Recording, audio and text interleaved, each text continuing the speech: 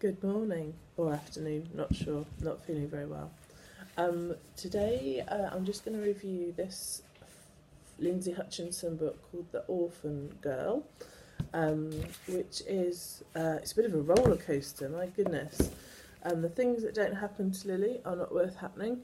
If you like the sort of Catherine Cookson, very epic stories of sort of great poverty to great freedom, that sort of thing, then you're in for a treat, because that's exactly what we have here. It's an interesting book, and it's a bit unusual. The main character, Lily, is all the things we would expect. You know, she's the orphan that makes good after some really horrific experiences in her life.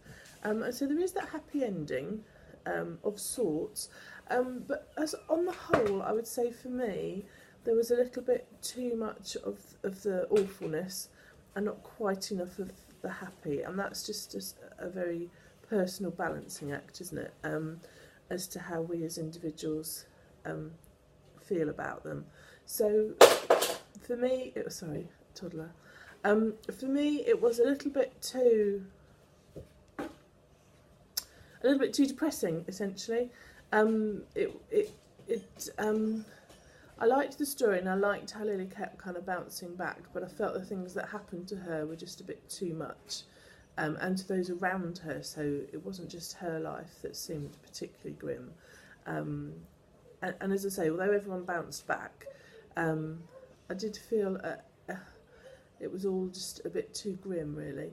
And I think the ending that happens to Seb, which is another of the central characters in the book, again was, I don't know, perhaps it was just where I'm at in my life, but it wasn't, there wasn't quite enough joy in the book for me. But as I say, if you really enjoy that sort of very epic, roller coastery, rags to riches and all those sorts of things, it's beautifully written. And it's different. The jobs that she has are unusual and interesting. The friends that she has are fascinating characters. I liked all of the characters, actually.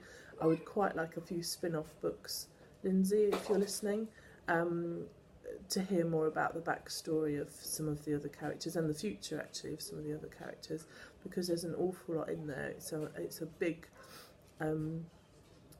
meaty book that you can really get your teeth into, and I think in a long winter evening, or over more than one evening, it's quite a long story, that kind of meaty story can be just what you want, can't it, with a hot cup of tea or a hot chocolate. So definitely read it. I'd kind of like to talk to someone else about it, actually, because I found it, as I say, really unusual in the choices that of the characters' lives. And the roller coaster effect was quite, I was giddy at one point from the ups and downs that kept coming. But having said that, there are a few characters in there I would like to know more about. So yes, give it a read and let me know what you think.